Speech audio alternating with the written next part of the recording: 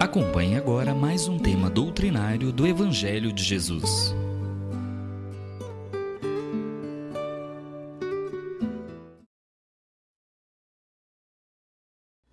Meus queridos irmãos, minhas queridas irmãs, que o Senhor nos abençoe e nos envolva com a sua paz.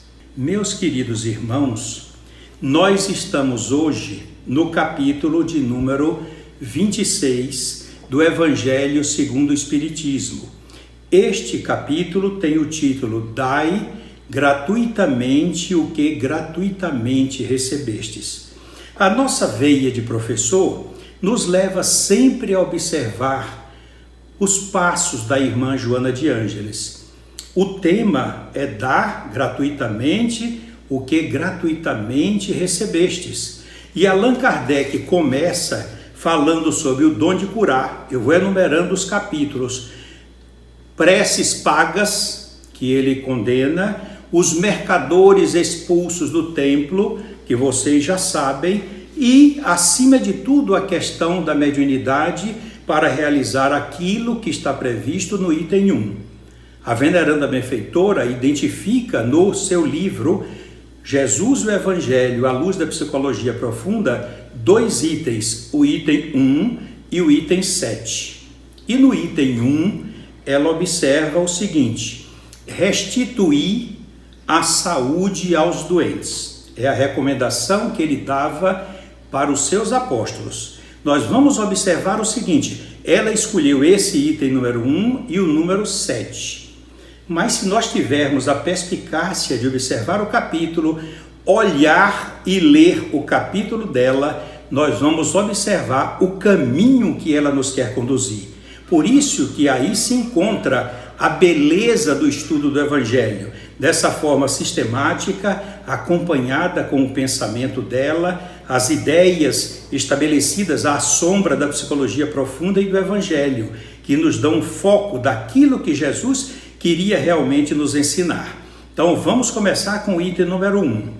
Restituir a saúde aos doentes. Ressuscitai os mortos. Curai os leprosos. Expulsai os demônios. Dai gratuitamente o que gratuitamente haveis recebido. São Mateus capítulo 10, versículo 8.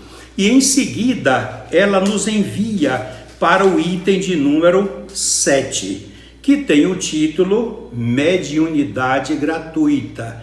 Reparem que eu citei as coisas. Tem a parte daqui, olha, de Mateus, que Jesus fala das preces pagas nos templos, nas sinagogas, fala também dos mercadores expulsos do templo, mas ela situou no item 7, mediunidade gratuita. Portanto, ela trabalha observando inicialmente. Por que inicialmente? Porque tem um resultado disso. Tem um resultado do trabalho que se faz com as pessoas que querem ficar curadas. Portanto, vamos começar agora e vocês vão entender o pensamento dela, que atualiza o pensamento de Jesus e dá uma interpretação clara que nos faculta entender melhor o que o venerando professor Rivail, Allan Kardec, seguindo as instruções dos Espíritos, fez na edificação deste livro maravilhoso. Os médiuns atuais, item 7, pois que também os apóstolos tinham mediunidade, igualmente receberam de Deus um dom gratuito, o de serem intérpretes dos Espíritos para a instrução dos homens, para lhes mostrar o caminho do bem e conduzi-los à fé, não para lhes vender palavras que não lhes pertencem. A eles médiuns, visto que não são fruto de suas concepções, nem de suas pesquisas, nem de seus trabalhos pessoais. Deus quer que a luz chegue a todos. Não quer que o mais pobre fique dela privado e possa dizer: não tenho fé porque não a pude pagar. Não tive o consolo de receber os encorajamentos e os testemunhos de afeição dos que pranteio, porque sou pobre. Tal a razão porque a mediunidade não constitui privilégio e se encontra por toda parte. Fazê-la pagar seria, pois, desviá-la do seu providencial objetivo. Ela foca aí na mediunidade que não deve ser cobrada. E mais adiante, embora não citada por ela, mas Allan Kardec conclui no item 10. A mediunidade é coisa santa, que deve ser praticada santamente, religiosamente. Se há um gênero de mediunidade que requeira essa condição de modo ainda mais absoluto, é a mediunidade curadora. O médico dá o fruto dos seus estudos, feitos muita vez à custa de sacrifícios penosos. O magnetizador dá o seu próprio fluido, por vezes até a sua saúde. Podem pôr-lhes preço. O médium curador transmite o fluido salutar dos bons espíritos. Não tem o direito de vendê-lo. Jesus e os apóstolos, ainda que pobres, nada cobravam pelas curas que operavam. Procure, pois, aquele que carece de que viver, recursos em qualquer parte, menos na mediunidade. Não lhe consagre, se assim for preciso, senão o tempo de que materialmente possa dispor. Os espíritos lhe levarão em conta o devotamento e os sacrifícios, ao passo que se afastam dos que esperam fazer deles uma escada por onde subam. Por isso, esse é o pensamento do nosso irmão Allan Kardec. Antes de procurarmos as luzes do pensamento da veneranda benfeitora, nós vamos refletir mais a respeito do item de número 1. Observem o que Jesus disse para os apóstolos: restituir a saúde aos doentes. Tudo bem, nós podemos, através da indicação do passe, da água fluidificada, o tratamento que o Dr. Flávio faz, atendendo às demandas, a orientação dos espíritos, tudo bem. Mas nós vamos observar duas coisas aí. O que a veneranda benfeitora Joana de Ângeles já identificou nos livros dela e a professora Amélia Rodrigues também. Em várias oportunidades elas falam isso. Mas eu vou dizer para vocês o que ficou gravado aqui em mim. E eu já projetei já em várias palestras esses slides. Que Jesus, antes de curar, ele verificava se a origem daquele sofrimento, daquela dor, daquele constrangimento, tinha causa na lei de causa e efeito. A Amélia Rodrigues, a professora, fala a mesma coisa. Se estivesse ligada à lei de causa e efeito, ele não curava. Vamos dar uma similitude nesse procedimento. Nenhum juiz dá qualquer decisão que contrarie a Constituição Federal, porque é a lei maior. A lei maior de Deus que vige em todo o universo é a lei de amor. Quando nós contrariamos essa lei, nós praticamente agredimos o cosmos, agredimos o universo. E há uma necessidade urgente de recompor essa lacuna que nós provocamos, e só podemos repor através de ações do amor, que se torna divino, como diz Joana de Ângeles, na ação da caridade. Então só a pessoa que pode encontrar a cura, a solução do seu mal, se for decorrente da lei de causa e efeito. Por isso que quando Jesus curava, ele observava primeiro. Se estava ligado à lei de causa e efeito, ele não curava, ele dava um alívio, como ele prometeu no evangelho dele. Mas a cura só quando decorria de outras causas que não fosse da lei de causa e efeito. E mais ainda, a veneranda benfeitora Joana de Ângeles, no livro Dias Gloriosos, no capítulo 7, página 66, ela diz: todavia, se houver uma profunda alteração, se não houver uma profunda alteração do comportamento interior do paciente, desejo sincero de sarar, cultivo íntimo de bem-estar, propósitos edificantes, renovação de hábitos mentais e morais, certamente a enfermidade retornará ou se apresentará com outra diagnose. Portanto, o problema está no foro íntimo. Aí vocês vão dizer: não, Maria, eu já sei o que é que você chegar. Onde você quer chegar? Não, onde eu quero chegar, não. Onde a veneranda já chegou. Ela vai chamar atenção daqui a pouco na questão do propósito, do comportamento do paciente para manter a cura. Esse é que está o problema. Então, quando aqui Jesus diz restituir a saúde aos doentes, tudo bem, recomendamos passe, água fluidificada, envolvimento emocional no atendimento fraterno que se realiza lá no Grupo Espírita Casa de Guará. Há uma recomendação completa. Oferecemos 3 livros para estudo do paciente: o Evangelho segundo o Espiritismo, o Livro dos Espíritos e Vida Feliz, de Marco Prisco. Ora, livros para orientar, com as orientações e as recomendações para fazer o culto do Evangelho do Lar. Tudo mostrando ao paciente que vai depender dele a cura desejada. Mas aqui ele diz, ressuscitai os mortos. Olha, nós sabemos, observem, que ressuscitar um morto que já desencarnou é impossível. Mas nós vamos verificar que a veneranda benfeitora Joana de Ângeles nos fala um aspecto muito interessante que nós precisamos observar. Naquela época de Jesus, a catalepsia e outros tipos de choques que o organismo passava, eles entendiam como morte. Mas ela explica aqui claramente, olha, a morte real, verdadeira, ocorre quando o tronco encefálico deixa de funcionar, dando início à desencarnação, cujo processo pode prolongar-se por tempo que corresponda ao estado evolutivo de apego ou não do espírito ao corpo. Por isso que muitas vezes eu já encontrei pessoas que quando perguntam, Ari, cadê fulano? Eu digo, olha, ou fulano, eu digo, olha, morreu, você não soube não? Ora, mas os espíritas não dizem desencarnou? Não, peraí, morreu é quando ocorre, olha, a morte real ocorre quando o tronco encefálico deixa de funcionar. Mas a desencarnação nós não podemos informar nem garantir quando ela vai ocorrer. Pode ocorrer minutos depois desta parada, dessa morte, quando ocorre o tronco encefálico deixa de funcionar, pode ocorrer dias depois, pode ocorrer semanas depois, meses depois ou anos depois. E isso é descrito dentro da literatura espírita. Nos cemitérios, por exemplo, muitos espíritos ficam ligados por um fio prateado ao corpo que está lá, os restos mortais.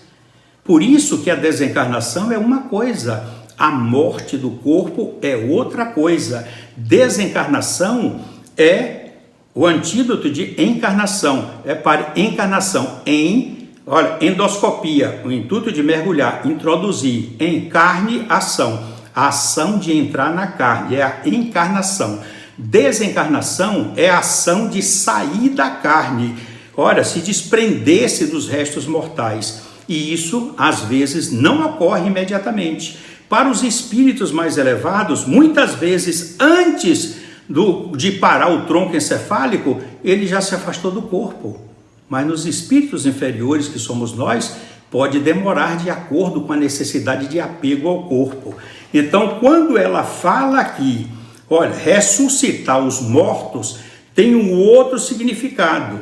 Quando ela diz aqui, Jesus se refere à possibilidade de ressuscitar os mortos, despertando todos aqueles que se cadaverizaram no erro. Ela usa o cadáver, a palavra cadáver, para criar um novo verbete, cadaverizar, decorrente de cadáver.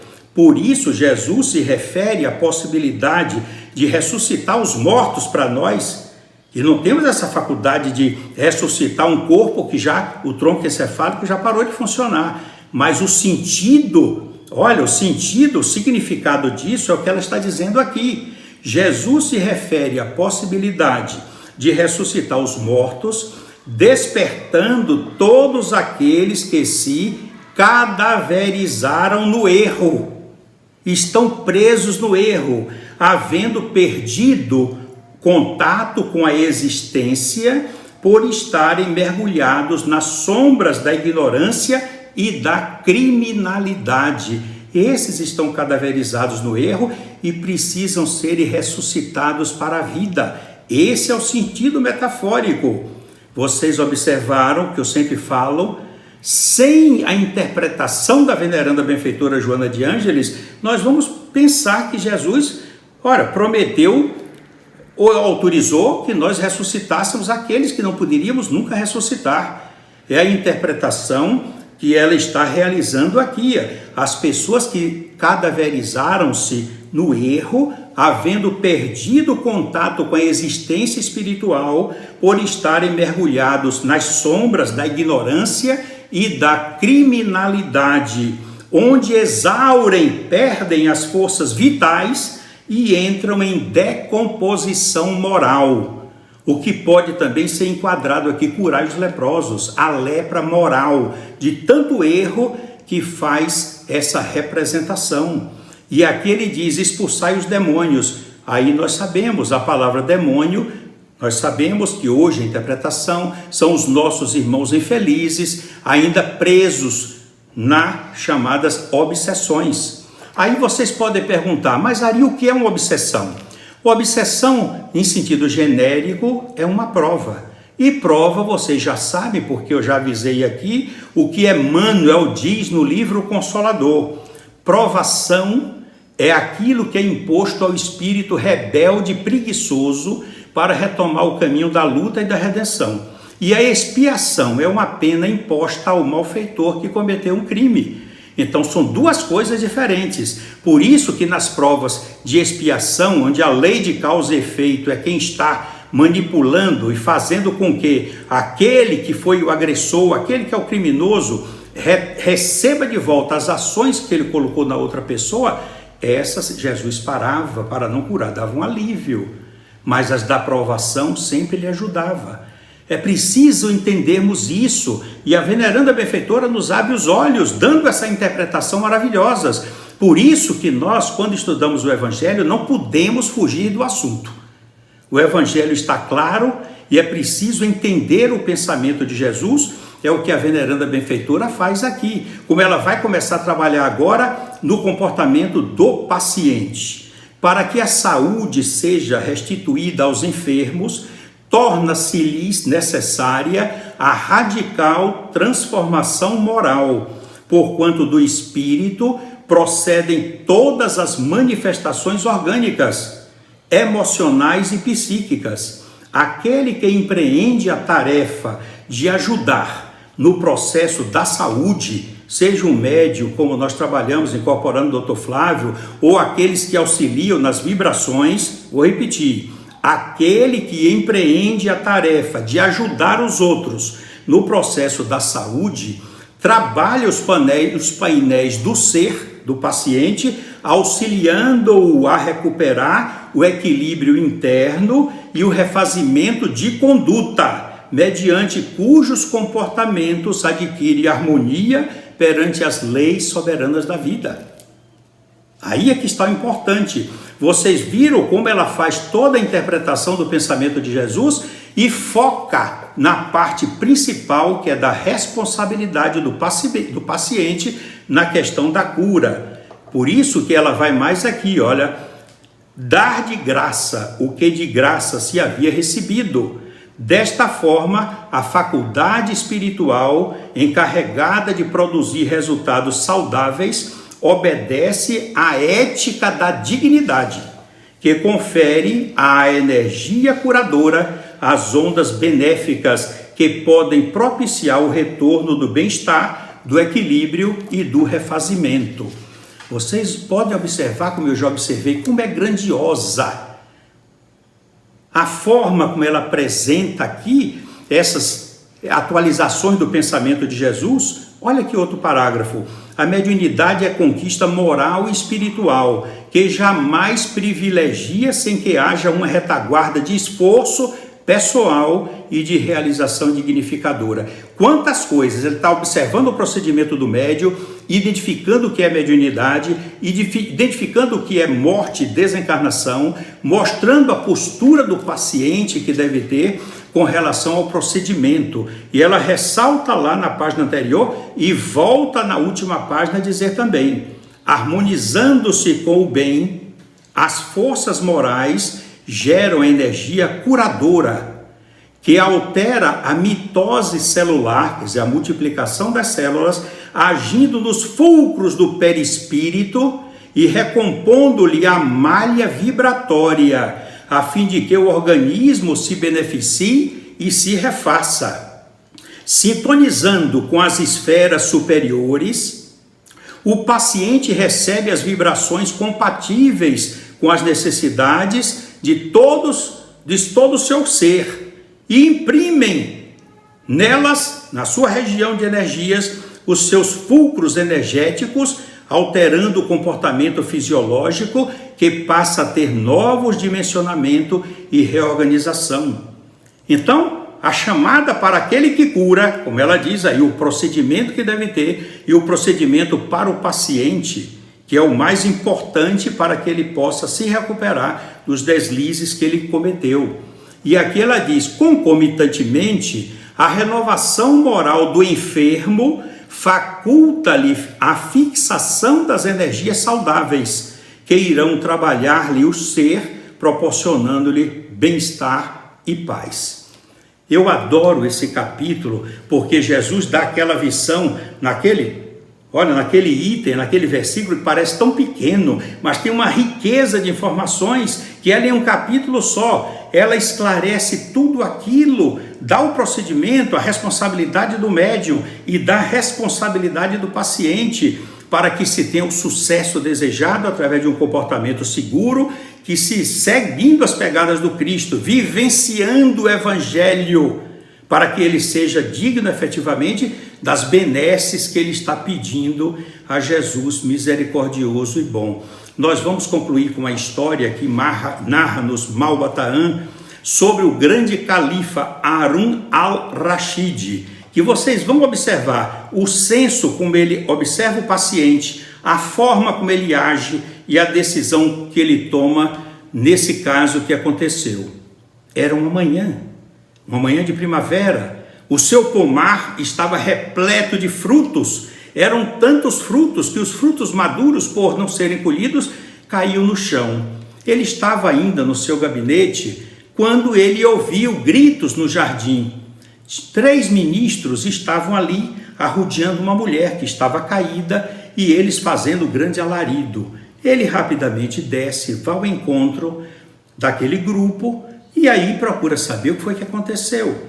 O primeiro-ministro disse para ele: Majestade, esta mulher pulou o muro do seu palácio, do seu pomar, e estava aqui furtando as frutas maduras. E ele perguntou: Senhora, a senhora confirma que era isso que a senhora estava fazendo? Ela disse: Majestade, eu não tiraria nunca uma fruta de pendurada. Eu peguei as que estavam no chão, porque se elas não fossem comidas, iam apodrecer. Ninguém aqui, eu observei de lá do muro, eram tantas sobrando, que eu não pensei que ia fazer falta para Vossa Majestade nem para seus familiares. Eu tenho 5 filhos em casa, todos passando fome, Majestade. Peço nas portas, me negam, batem as portas, não me ouvem. No mercado ninguém atende. Meu marido morreu há muito tempo, era soldado de Vossa Majestade. No entanto, nós ficamos na miséria, sem nenhuma forma, eu não tenho como ajudá-los. E quando eu vi isso, eu não resisti. Ele parou seriamente, olhou para ela e disse: a senhora sabe que as nossas leis são severas. Aquele que furta ou rouba deve ter a sua mão direita cortada. Portanto, é o que nos diz a nossa lei. Nós somos muçulmanos e seguimos sempre as orientações de Alá.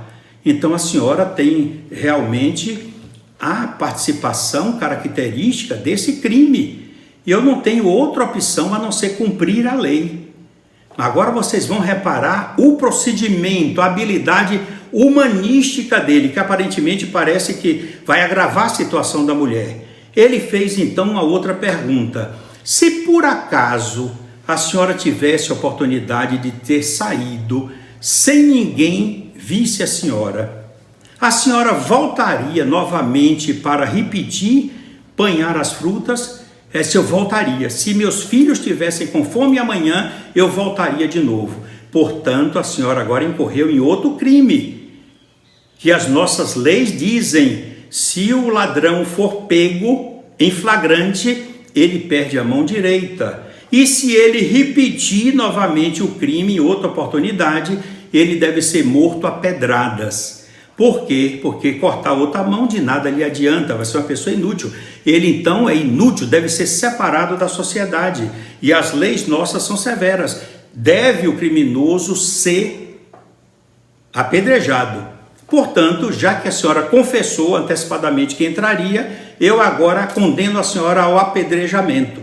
Repare que é uma decisão, ele jogou uma coisa e ela disse que sim, enquadrou no outro artigo, muito pior, muito mais severo. E ele disse para o primeiro-ministro, portanto a sentença está dada, apedrejem-na agora.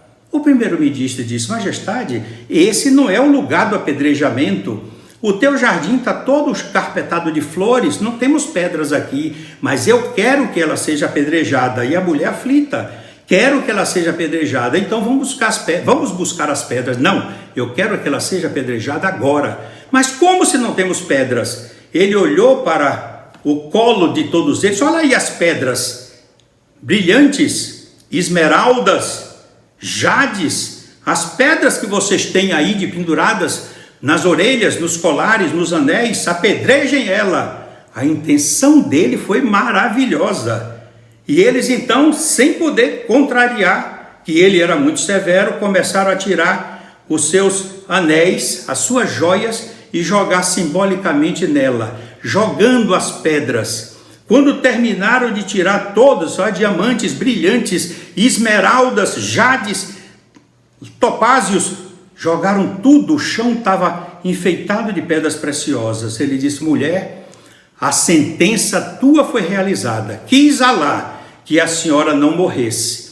Portanto, leve essas pedras, transforme em pães, em alimentos, em roupas para a sustentação dos seus filhos. E que Alá abençoe a senhora, os seus filhos e os filhos dos vossos filhos, para que sejam muito felizes. E ela saiu feliz da vida. Então vocês vejam a perspicácia. Há uma história semelhante com Jesus, que Jesus, diante da mulher que cometeu adultério, ele não disse que Moisés estava errado. Ele falou que se cumprisse a lei, mas deu uma condição, que se atire a primeira pedra.